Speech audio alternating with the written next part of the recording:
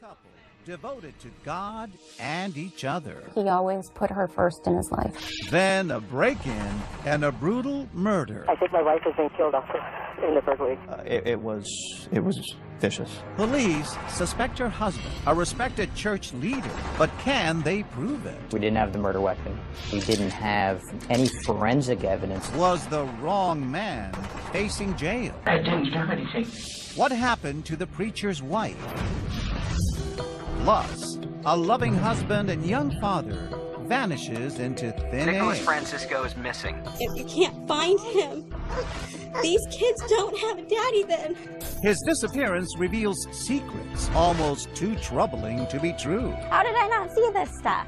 Love and lies. Welcome to 2020 on ID. I'm John Quinones. We all know that marriage can be filled with ups and downs. Still, no one expects their union to shatter the way it did for the couples you're about to meet. First, Kelly Jarka, a family man and a devoted Jehovah's Witness. But when his wife ends up dead, the evidence points to him. Is it a rush to judgment? As Jim Avila first reported in 2009, nothing in this story of the preacher and his wife is quite as it seems.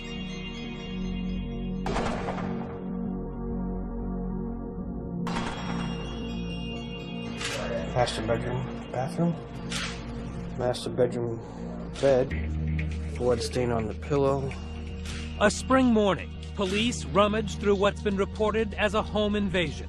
The peaceful, pious world of Jehovah's Witness minister Kelly Jarka, his wife Isabelle, and their two children, now a frantic mess. Their upscale home in the faraway Los Angeles suburb of Murrieta is now filled with disheveled drawers, ransacked cabinets, and more.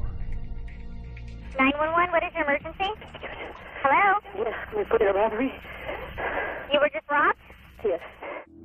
Dew is still on the lawn at 8:45 that morning as Kelly Jarka returns from a neighborhood coffee shop to find what he says are all the signs of a burglary gone wrong. I could hear the baby was crying, so I yelled out to Isabelle, Isabelle, what's wrong with the baby? And then as I proceeded up the stairs, is when I found her. So you go up to the top of the landing, that's where your master bedroom is? And what do you see there?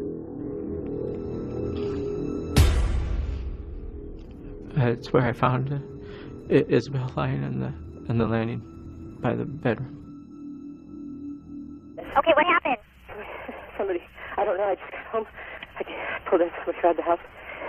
Okay, was somebody there that held you at gunpoint, or were you burglarized? I was not there.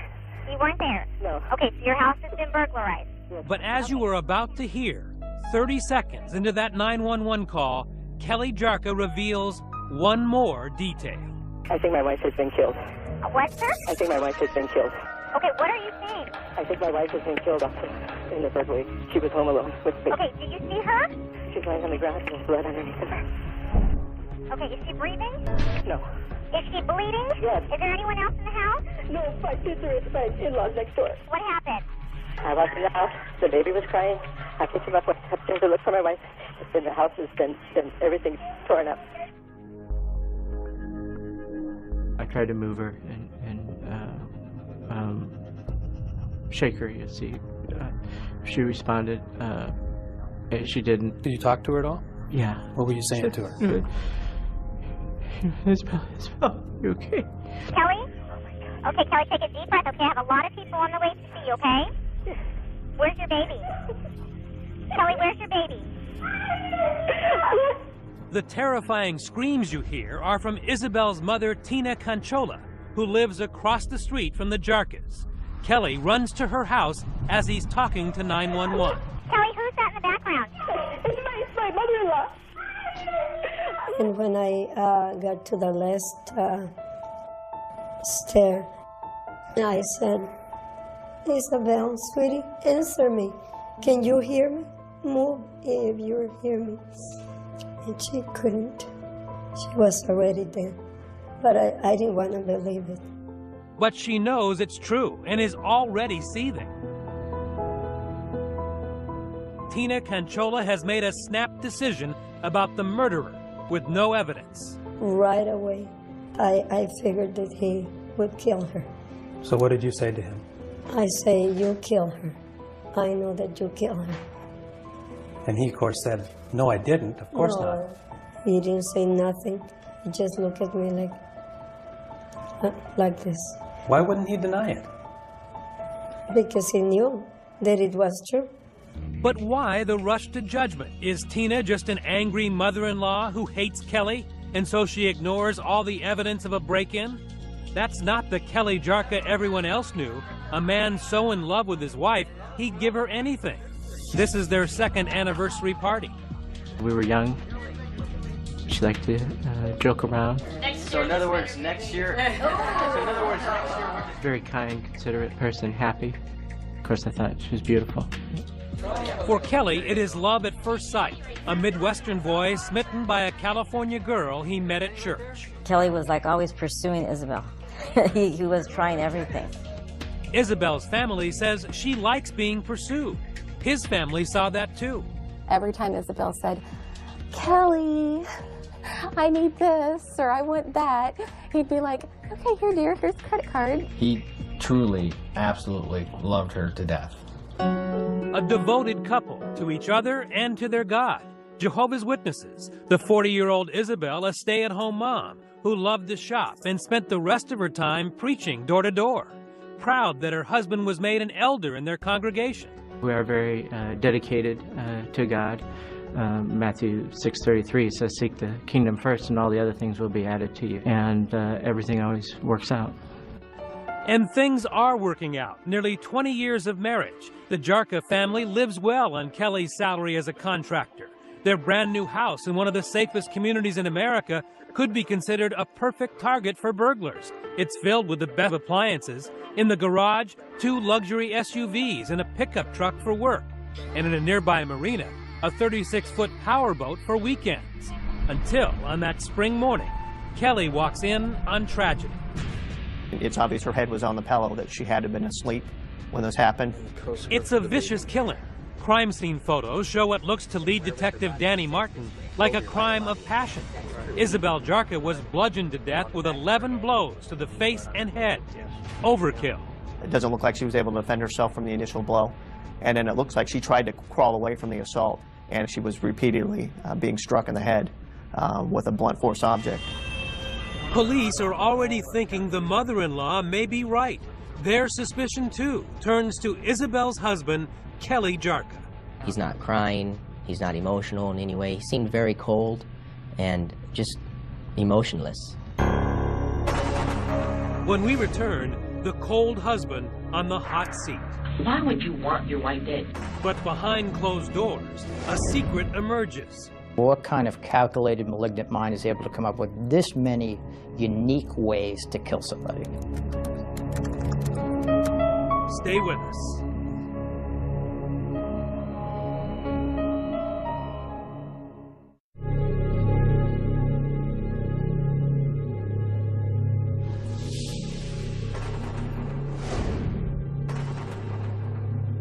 For 39-year-old Kelly Jarka, it has been a day like no other.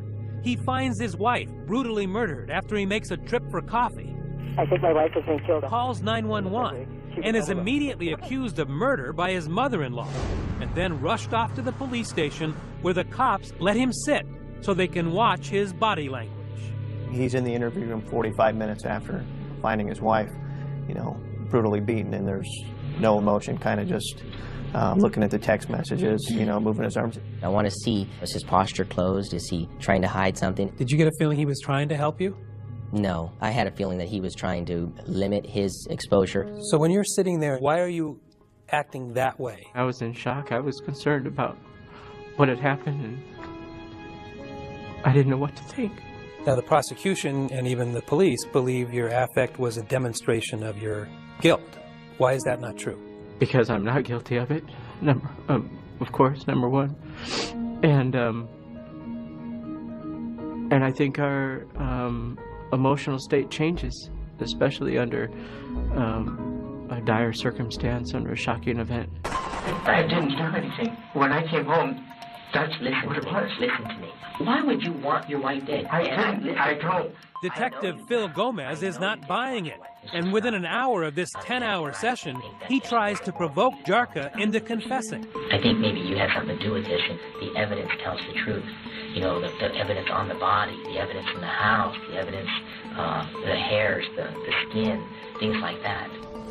Problem is, detectives at the scene are coming up empty. All that evidence Detective Gomez is threatening is nowhere to be found. And Assistant District Attorney Burke Strunsky knows he has little to work with. This was a completely circumstantial case. We didn't have the murder weapon. We didn't have an eyewitness.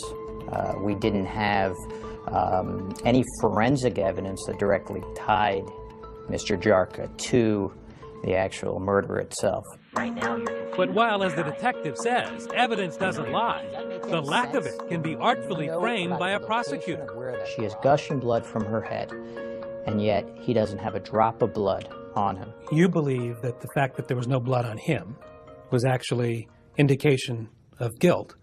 Why does that not speak to innocence? Here, the blood was confined to the area of the killing itself, which means somebody prepared for the killing in some ways, had something to put the murder weapon in after committing the murder so that it wouldn't drip blood to other areas. So in court, Prosecutor Strunsky concentrates on what he does have.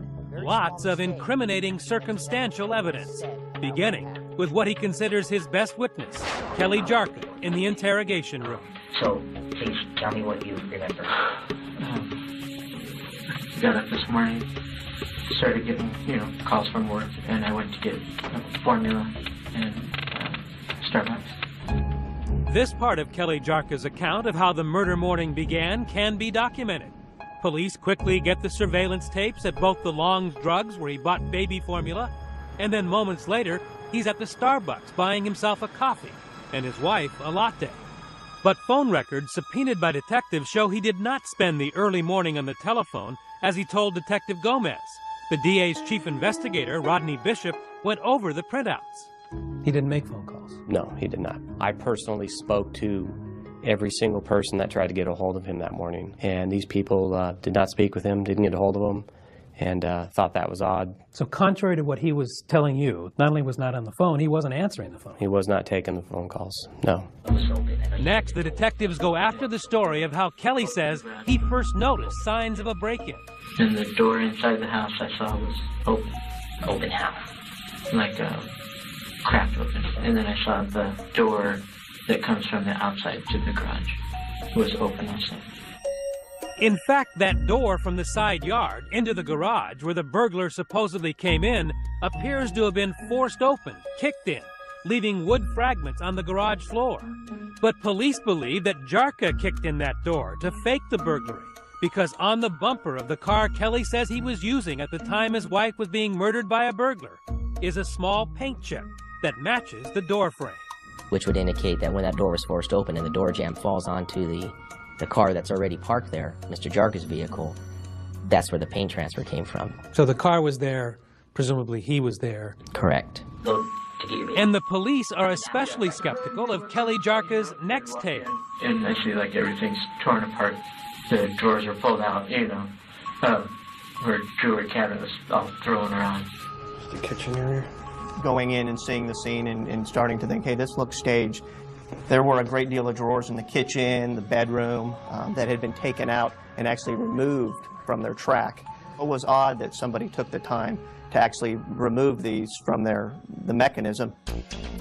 They also think it's strange that the phantom burglar, as they call him, left behind $500 in a bedside table and a laptop computer, while taking a much heavier and more difficult-to-sell desktop computer tower.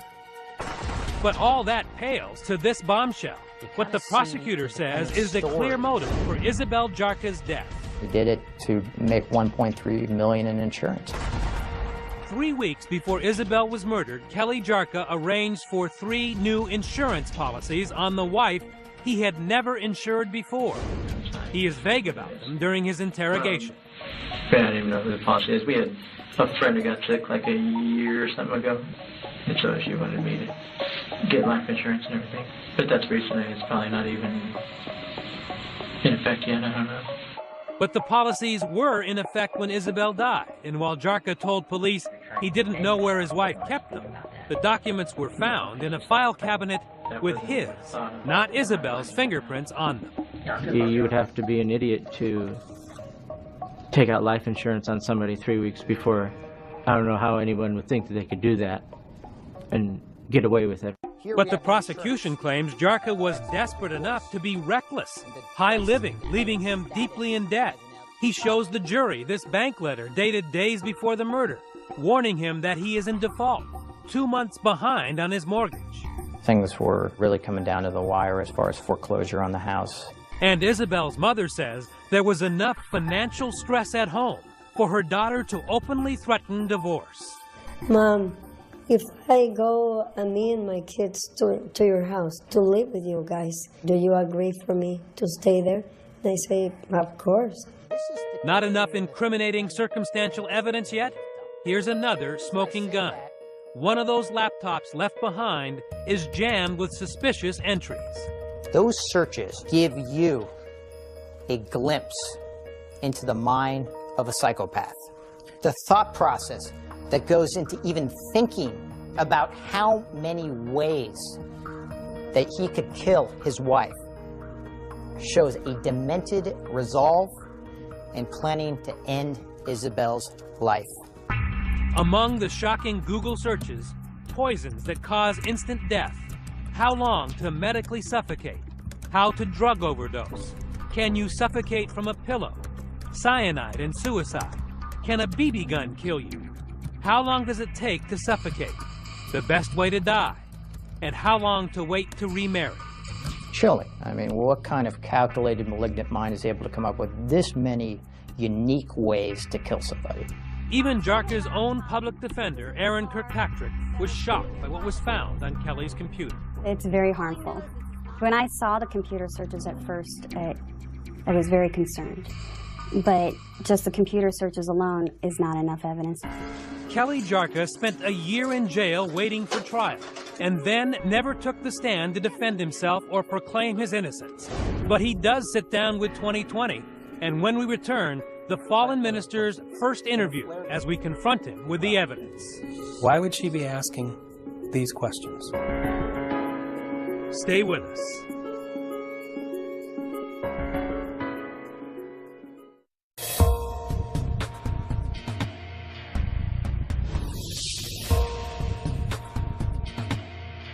It all seems so far away.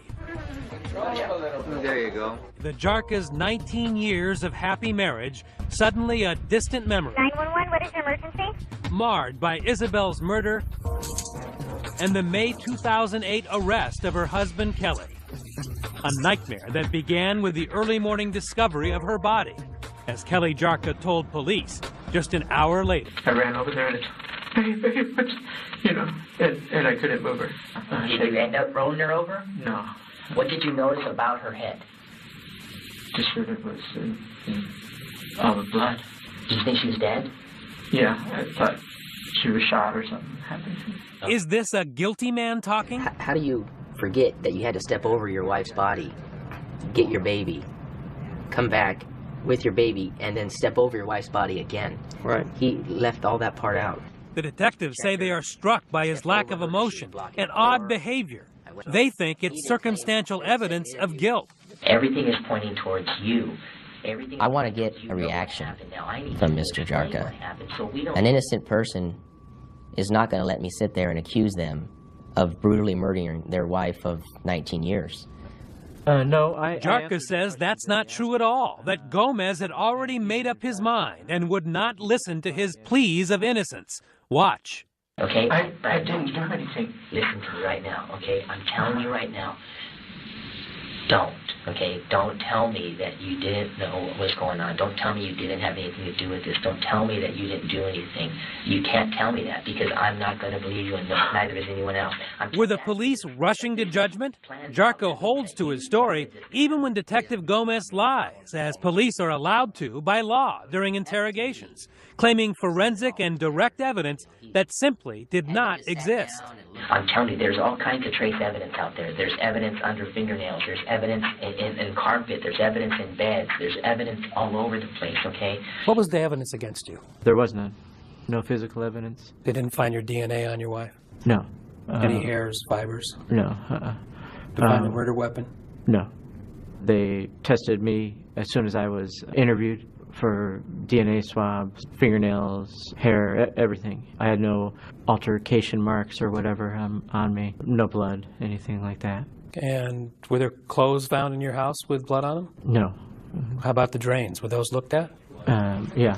Did they find any Nothing. blood? Nothing. How about any bleach that might have been used to destroy the blood? Nothing. So there's no physical evidence that you either were covered with blood or tried to get rid of the blood in your house? Correct, as well as in our vehicles. But what about all that damning circumstantial evidence? Kelly Jarka says the prosecution exaggerated his financial troubles, and in fact, a careful read of Jarka's record shows he was not in any danger of imminent foreclosure.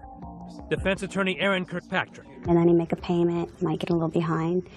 Not dire. So was it fair to tell the jury that he was desperate and was being foreclosed upon? Absolutely not, because there's no evidence of it.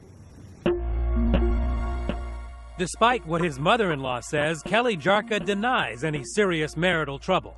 And in fact, Isabelle had never asked her church or a lawyer about divorce. Police were never called to the house for domestic violence. We never discussed divorce. We just had a 6-month-old baby. We were happy.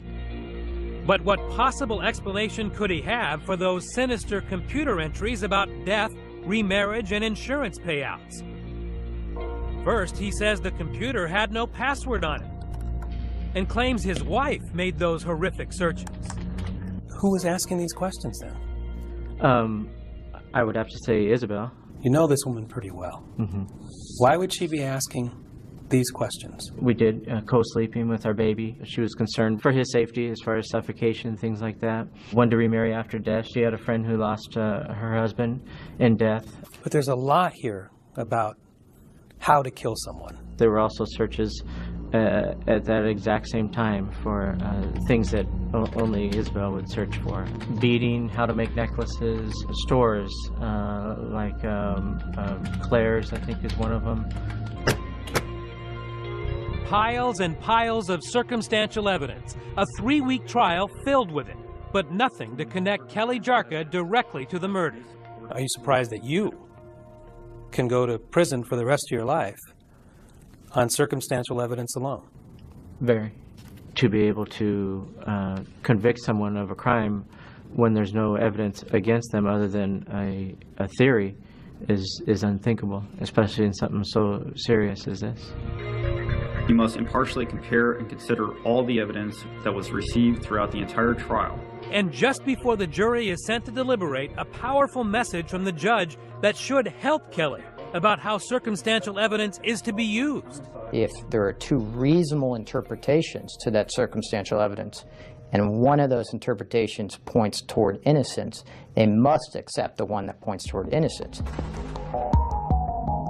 But it took the jury just 3.5 hours to find the surprised Kelly Jarka guilty of first-degree murder. The jury has reached a verdict, is that correct? Yes, we have. To the jury, according to its foreman Ron Fournier, Jarka's lies added up to guilt.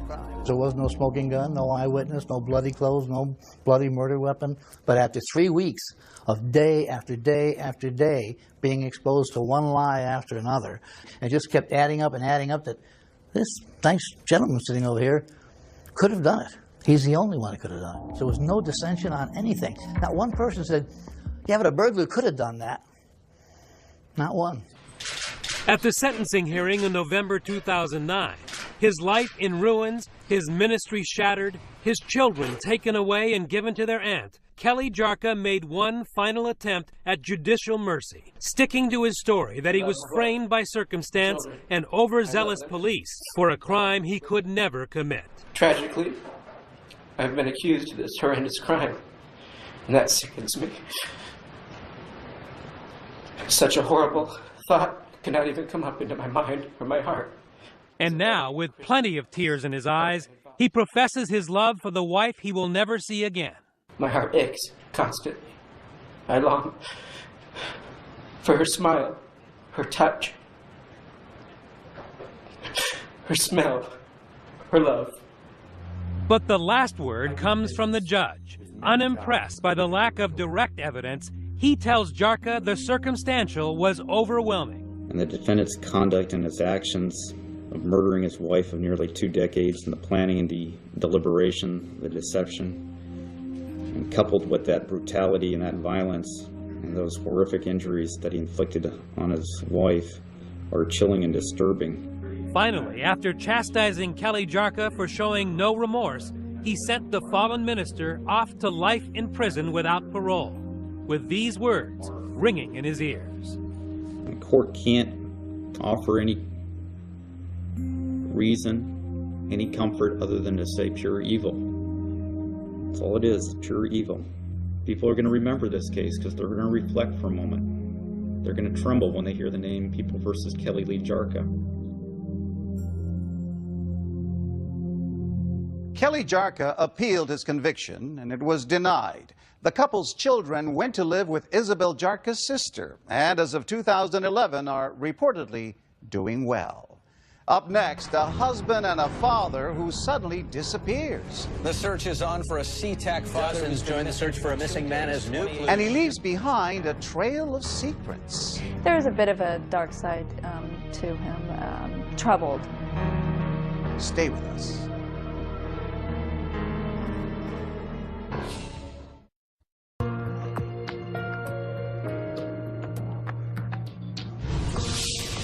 Imagine the last thing you hear from your husband is a call saying he's on his way home from work and he'll see you soon. Then silence.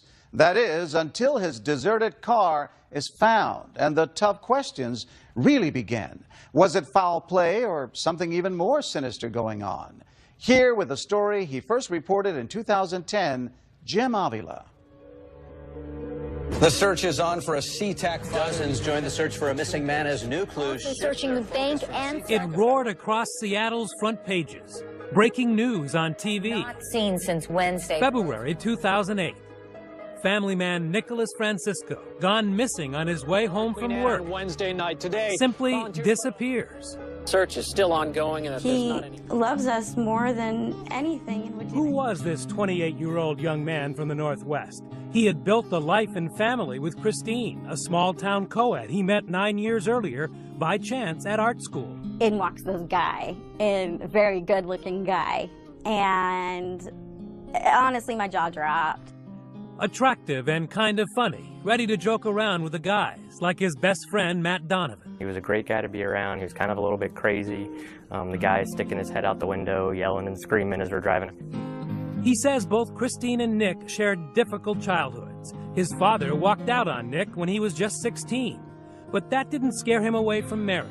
2 years after they met, Christine and Nick were wed. And you were deeply in love. I was.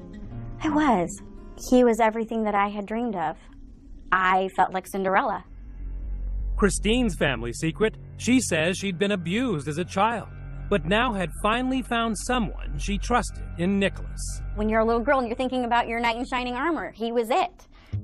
Soon daughter Zaya was on the way, followed by son Noah. The Franciscos were regulars at a conservative church, and Nicholas got a job as art director for the ad agency Publicis. He was a likable guy. He had a sense of humor. Likable, says his boss, Christina Muller-Eberhard, yet a bit mysterious. There was a bit of a dark side to him, troubled, I should say. He kept a lot to himself. Perhaps he was worried about money. With 2 kids and Christine newly pregnant with a third, the family budget was stretched. Christine opened a home business making custom aprons and selling them online. And on February 13, 2008, she sends him off to work without complaint, not knowing it would be for the last time. And then he kissed me on the forehead, and he goes, "Oh, my poor sweet Bella, I love you." Just after 6 that night, Nicholas calls and promises to be home soon to bake Valentine's Day cookies with Noah and Zaya. And she was excited because she loved to do things with her daddy, and Noah was excited. At the office, all is well. He seemed happy. He seemed actually in a pretty good mood, and he was making jokes. While at home, Zaya, Noah, and Christine are waiting, the clock ticking. The cookie dough primed.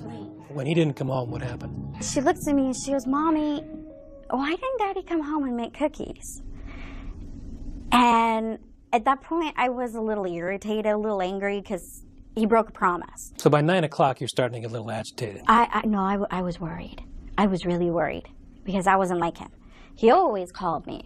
She calls his cell phone repeatedly, but no one answers. So Christine finally puts the kids to bed.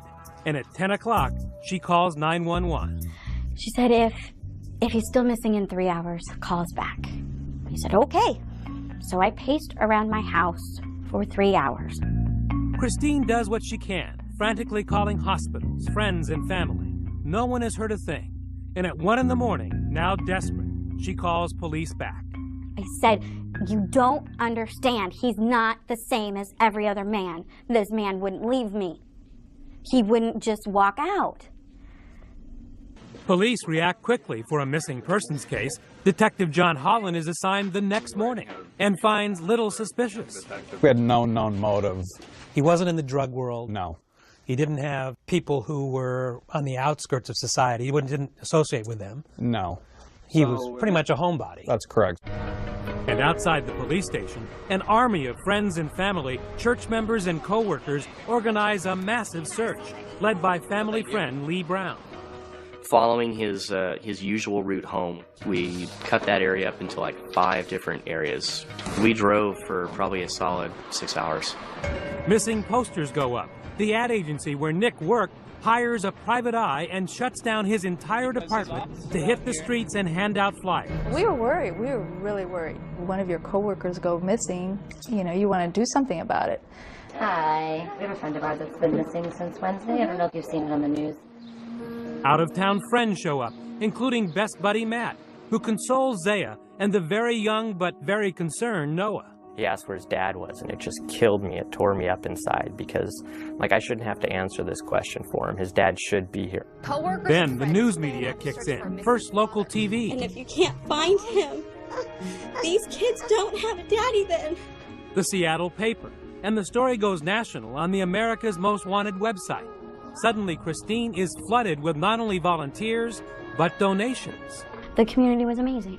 The donations kept flooding in. I was overwhelmed. And not just financial. People brought clothes. They brought food. And they searched for your husband. They took their time, their efforts. They left their families for days. Amateur sleuths from around the country offer clues and plots. Some wonder if Nick's wife killed him. At least 2 psychics tell police he's dead. Police consider that too and bring Christine into the station for questioning. That was awful. To have a police car come up to my driveway. I've never had a speeding ticket. This is out of her world. Absolutely, without a doubt. This was completely a place she had never been to before. They were asking you some pretty tough questions. The toughest questions of my entire life.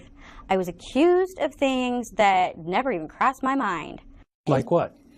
Murdering him, cheating on him, scamming the public for donation money. Could this be another domestic murder? Sweet little Christine behind her husband's death? They ask her about life insurance and all those donations. Detective Holland leans back in his chair and puts his leg up and he kind of chuckles at me and smiles. And he said, come on, Christine, tell me what's going on. Did you scam the public? I was outraged that he was accusing me of that. And she got adamant. She got indignant that Yes. you were asking her these questions. Yes, and that is something that we were watching very closely. She was insulted. Absolutely. All I wanted was my husband to be found. Leave me alone. Find my husband. A clue is uncovered in the search for a missing SeaTac man. Will a rush of new leads clear Christine? Everything changes after a search of Nicholas's office desk turns up a disturbing receipt. There were condoms on the receipt. I said, there's no way. I said, I'm pregnant. We have not used condoms. Stay with us.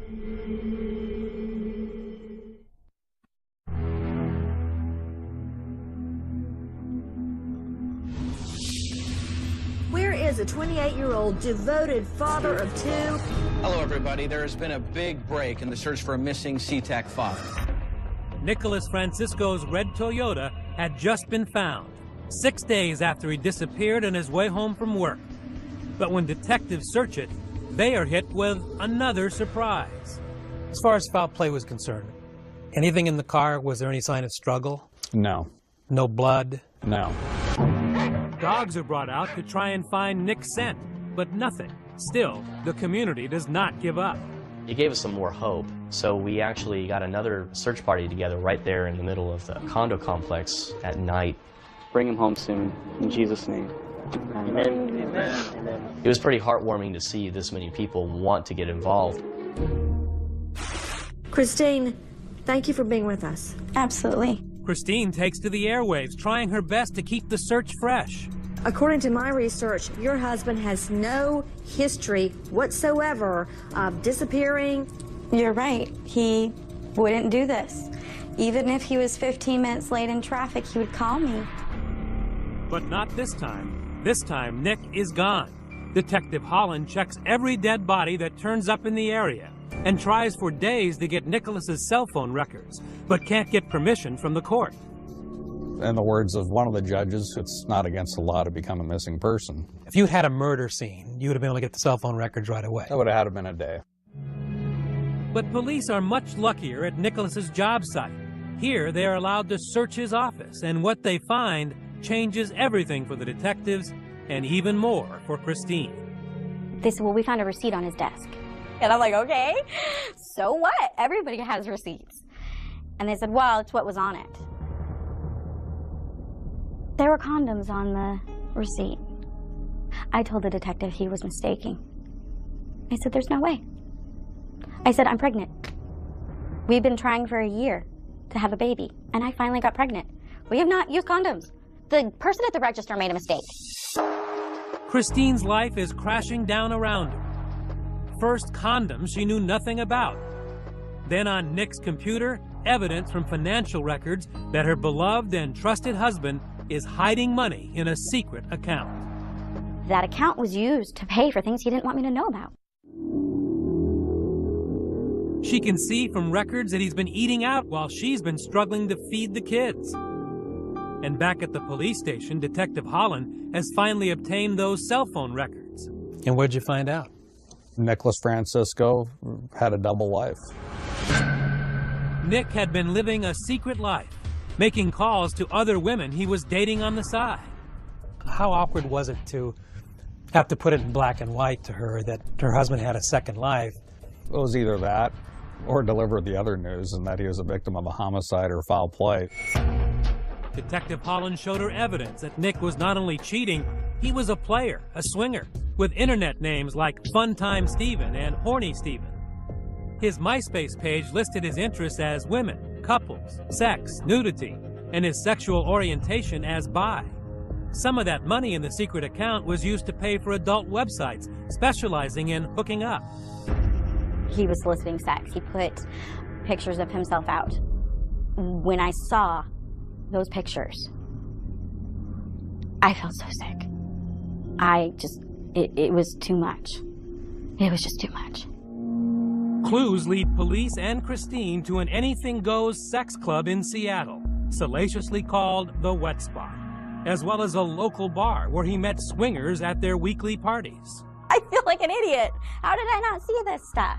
So there were red flags when you look back. When I would call him on his cell phone when he was supposed to be working late, there would be loud noise in the background. I'd say, well, what's that? Because I'm like, it sounds like you're at a bar. No, I'm in the kitchen and, somebody's doing dishes. And stupid me believed him. Now the evidence was too hard to deny. Police had cleared Christine of any notion of foul play, but she was torn between, okay, he's alive, and I wish he was dead. I'm being asked to choose between two bad situations. And yeah, the one that would hurt the least would be that he was dead, because that means that he didn't actually choose to leave me and my children, that he didn't actually choose to walk away. Christine soon files for divorce, making Nick an official deadbeat dad. She gives birth to their third child, a baby son. Police kept looking. They made Nick the king of spades on a missing persons card deck, but the case loses momentum. Until Christine gets a phone call that nearly floors her. A state bureaucrat wants her to know she has a child support check waiting for her. And I said, are you kidding me? who's the check from? And I said, I need to know if this came from my ex-husband, because I need to know if he's alive or not. And she told me, she said, it says that it's from Nicholas Stephen Francisco. Nick, hiding away for about a year now under an assumed name, finally made a mistake. He opened a bank account in faraway Los Angeles, and Washington State's computers flagged it and confiscated his money. Nick was not pleased and even had the gall to try and get the money back before closing the account and disappearing again. I would have expected him to have the character to at least man up and be, hey, this isn't going to work, but I'm still going to support my kids. Not Nick.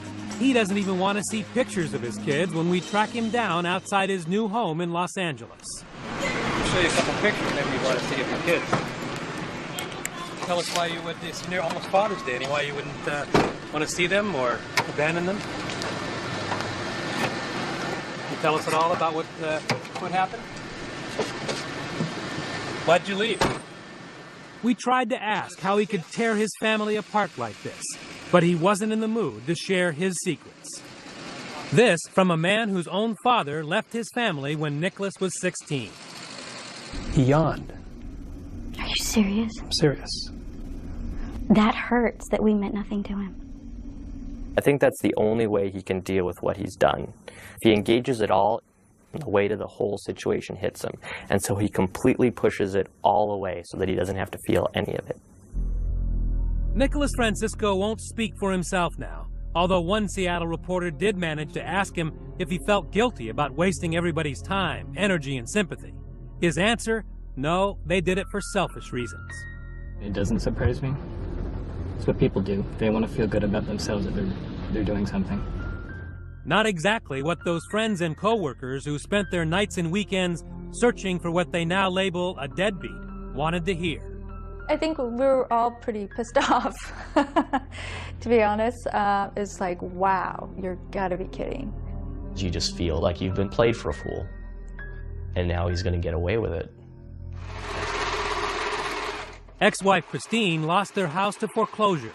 She's remarried and now lives with the kids squeezed into a basement apartment, while forced as a co-borrower to pay Nicholas's student loans on her own. He hasn't given her another cent, leaving her to explain the unexplainable to her 3 children.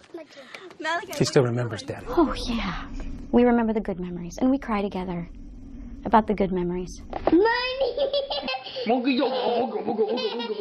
And then she always asks at the very end, why did Daddy leave? My answer is the same, because he decided he didn't want to be a daddy or a husband anymore. As of 2011, Nick Francisco remains estranged from his family. Christina Carter says she has not received any further child support payments. Meanwhile, authorities maintain they do not have the time or the resources to pursue Francisco.